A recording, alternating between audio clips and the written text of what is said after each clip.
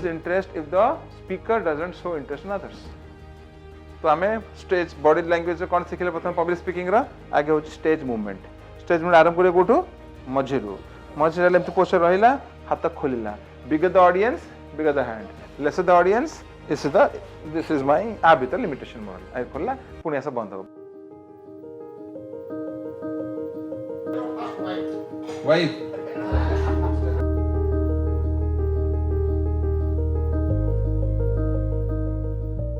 मो ना पंकजिनी तरासिया मोर ना शांतनु कुमार प्रधान My name is was Jagan Kumar Barik. I am from Kasinagar block.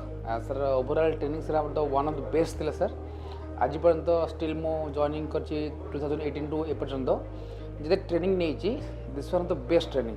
प्राय 2014 रु मो ओएलएम रे अछि किंतु सब बळे टेक्निकल सेशन रो ट्रेनिंग थिला. ए ट्रेनिंग टा बहुत डिफरेंस अछि आ एटा लीडर माने हमर लीडर मानकर स्ट्रेस मैनेजमेंट पे बहुत हेल्पफुल हबो.